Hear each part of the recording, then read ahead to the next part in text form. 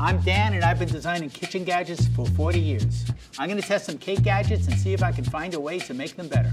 I would exaggerate this shape. From a cross section at the very end, eliminate this entire part. These are the products I'm going to test. Perfect cake divider, curved cake slicer, Bonvie cake leveler, Xylus easy slice, two-handed cake slicer.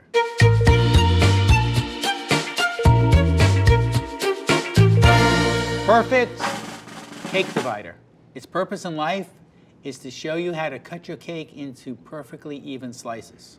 Let's see how effective it is. Step one, I will center this as perfectly as possible. So the number of slices that this is preset to is 14, 10, 8, and 6. So I'm going to set this to 10 because that would be a little more difficult. 8 slices is easy. So first slice is made with the green guide. I'm not slicing all the way through by doing this. I'm missing the middle, right? So I'm going to have to go back and do this. But what I'm doing here is I'm just setting the guide. Now the next step is to turn the green part so it's over your last slice, then make your next cut. I'm getting a little messy here with both the knife and the guide. The way this works, if it's off by a little bit, it's going to be successively off more and more as you come around 360 degrees. If I use the guide as it indicates, I end up with an undersized slice because it is collecting all those inaccuracies and punishing the very last slice. The next thing I would have to do, regardless of that, is this now comes up. Oh, and it's pulling out the middle of the cake, so that's not too pretty. So now I've got to come in and finish up those cuts. Boy, for something that's supposed to give you evenly divided slices, I'd say this falls short for person number 10. Let's say you don't have a perfect cake divider at home. Let's look at some alternative method. I am going to use a protractor.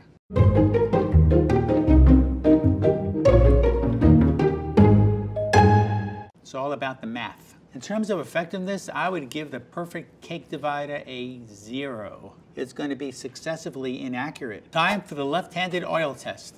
By making my non-dominant hand slippery is a good way to highlight any deficiencies in the design. And it's going to be a little more challenging this time because we have a cheesecake topped with strawberries. In terms of usability, there's no difficulty in spinning this.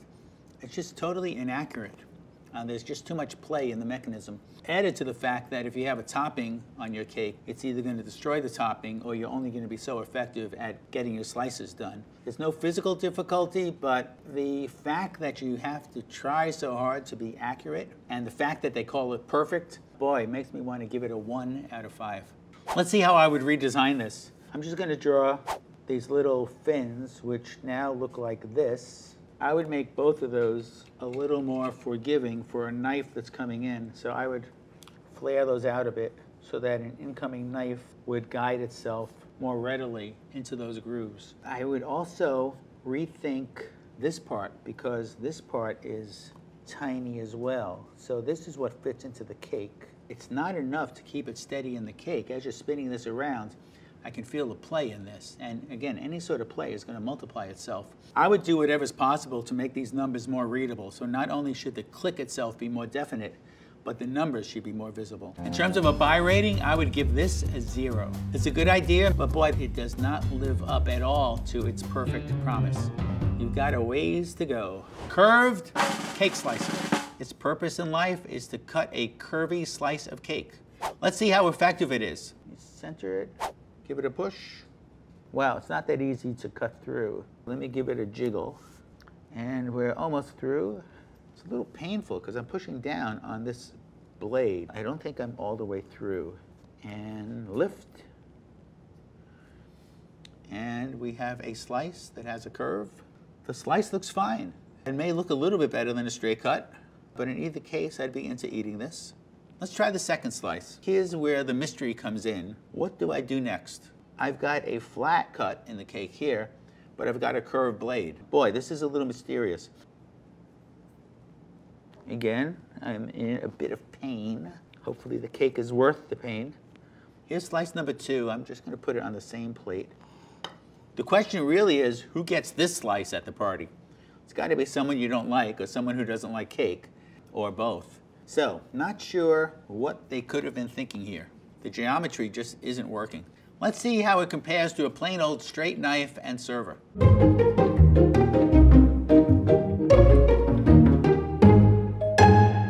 On a scale of 1 to 5, I would give the curved cake slicer a 0. I just don't know how you would cut that second piece of cake. Now I'm going to try the left-handed oil test. And this is not going to be a one-handed operation. Boy, you really need two hands on this. Let me try it this way, because I really need to push down. This is not feeling good. It's got some resistance that maybe was not anticipated when someone designed this thing. I would love to get the design team in here and watch them cut up the cake. Again, it's not a bad looking result. I just don't know what to do next. This slicer put me in such a bad mood that I'm not sure I'm even in the mood for cake. But in terms of usability on a 1 to 5 scale, again, can't go low enough. I would give this a 0. I don't know what anyone was thinking when they're requiring you to push down on this metal edge in order to slice through a piece of cake. Let's think about a redesign. So here's the issue we have. This is slice number 1. Slice number 2 has nowhere to go. I can do this and end up with this piece of cake. This geometry makes absolutely no sense. I've tried looking at this every which way, flipping it, turning around, going left, going right. As for a redesign, here's what I'm thinking. A yin-yang thing that would nest into itself. So your next slice would also be curved, but curved on both sides. So essentially what I'm thinking is an MC Escher type cake slicer that would just nest itself as puzzle pieces as you work your way around the cake.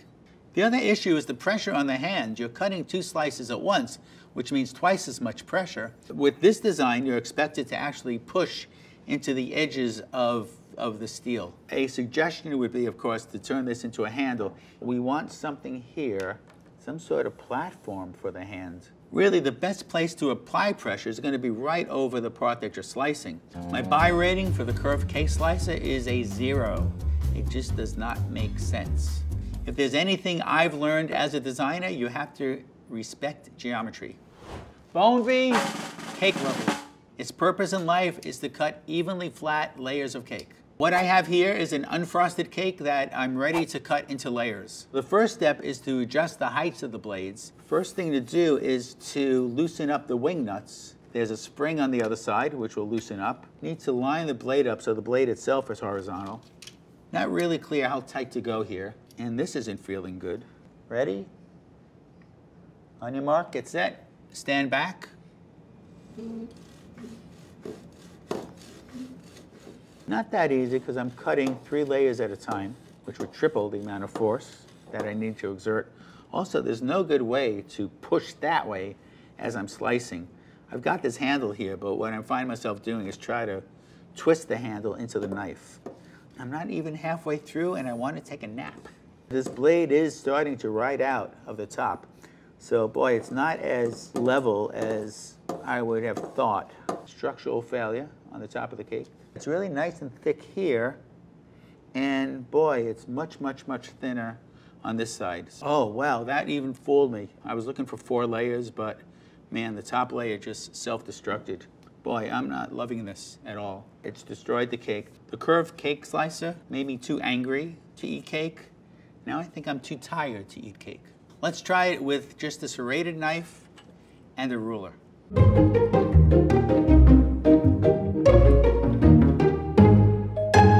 In terms of effectiveness on a 1 to 5 scale, this gets a 0 because, boy, it's very difficult to use. It didn't do wonders for the cake. It actually mangled it. Okay, it's time for the left-handed oil test. I am not looking forward to this. First thing that needs to be done is the blades need to face the other way. I can't actually spin this around because these connector pieces are not round, they're actually rectangular. What I'm going to have to do is disassemble this and put it back together. Not loving it.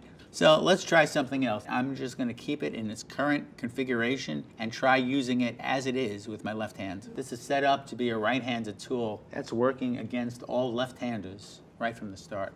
Ow. Ow. Ow. Maybe hard to see, but it's easy to feel the pain in my hands. And you can see again, if I let go, how high this came up. Boy, it's just uncontrollable. Man, I think I'm gonna call it quits. This just is not worthwhile. In terms of usability, I would give this a 0. This gadget requires more effort than just about any other gadget I've ever seen. It just doesn't deserve to exist. There is no shortage of things that can be improved. The blades themselves really need to be something more along the line of a bread knife blade. These blades are just way too flexible. The other thing, as mentioned, is that your force, so that the blades don't lift up. Even with a bread knife blade, it may want to take on a life of its own if you end up tilting. So I would design a handle here, and I would make that a substantial handle that has either some height. What we're really talking about, recommendation, is just a complete total redesign. There's really not much in here that's salvageable. In terms of a buy rating, I would give this a 0, another 0. It's not because I'm in a bad mood today. How can I be in a bad mood? I'm surrounded by cake. Xylus, easy slice. In theory, it's designed to allow you to cut, pick up the slice, and then push it onto the plate. Let's see how effective it is. It's a little tough because what I effectively have is a thick blade, now that there are 2 layers of material, one of them being plastic. Let me come in from underneath. I am just about the size, and let's push it forward. It's not like I'm pushing the cake off of the server. Boy, my next step would be just that. Let it drop or spin it, tilt it so that the cake falls off. Not immediately impressed. Let's try a second slice. Bit hard to push through because it's a double layer of material, the metal and the plastic. Scoop it up, make some room on the plate. I am going to push it forward. What I'm left with is this. It didn't magically come off of the server. So what I still need to do is tilt it.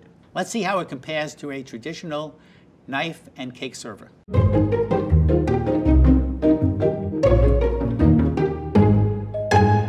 In terms of effectiveness on a 1 to 5 scale, I would give this a 0. Sorry. I know I'm giving a lot of zeros today, but trust me, they deserve it.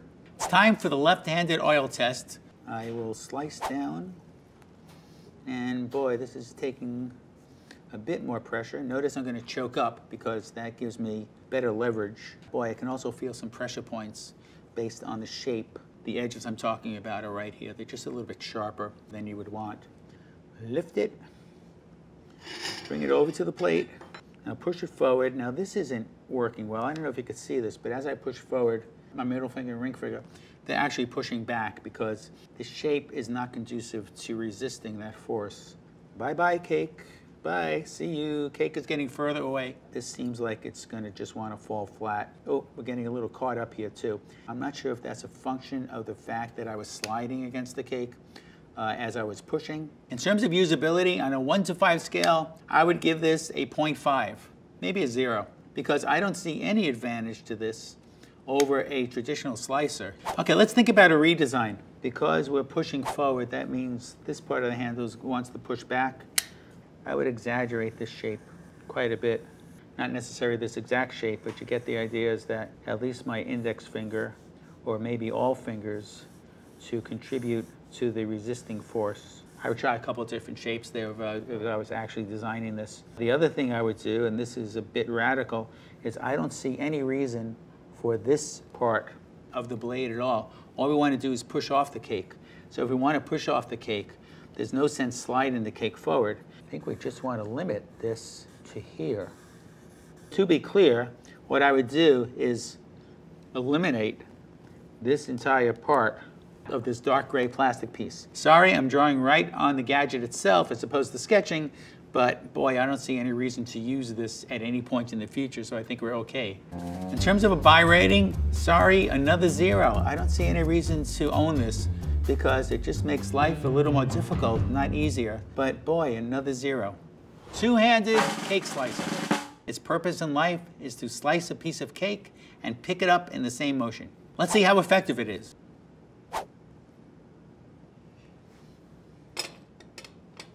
And that was okay. I will say there's a little bit of a curve to the slice because the way I'm pulling it in, you can squeeze or expand this to adjust to any size slice. The more you squeeze it, it takes on more of a curve. So let's see, that may be problematic. This time I'm going to cut a smaller slice. Let's make a real small one. It's quite curvy. This slice looks good, but if I do another small slice or big slice, I'm cutting against the curve. It turns out having a pretty interesting shape of cake. If you don't like curved cake, it's a problem. Let's see how this compares to a more typical knife and server.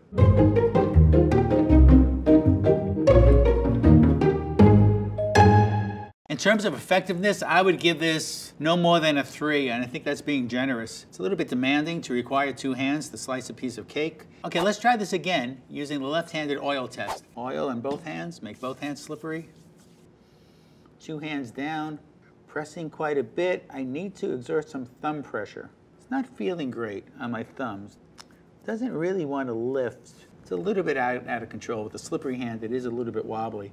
That's a function of the shape of this handle. In terms of usability, I would give this a 2. I don't think it deserves as much as a 3. It could have been much better designed and much better thought out. I should probably taste the cake just to make sure that the device didn't have any effects. Oh yeah, no problem there. 5 out of 5 for the cake. Hold on, let me wash it down. Let's talk about redesign. One thought would be to make the blades themselves of a heavier gauge metal. That could affect the ease of bending. You really would have to squeeze more, but it could keep the blades a little more straight. One place I would make a change is in this handle itself. Your thumb pushes down, but your fingers are pushing up. Because of that, from a cross section at the very end, the edge of the handle would have a triangular shape, and maybe the opposite at the front. Maybe we want a triangular shape here, because this is where your thumb is going to be pressing down. As a buy rating on a 1 to 5 scale, I would rate this a 1. I don't think I would run out and urge anyone to say, buy this, this is great. I don't see it has any major advantage over a more traditional cake slicer. I think what's interesting about gadgets that fail to this extent is they're good examples of what not to do. And I mean that seriously. It's a cliche to say that you can learn from your mistakes, but in this case, I think you can learn from other people's mistakes. Cake gadgets, I am very disappointed in you.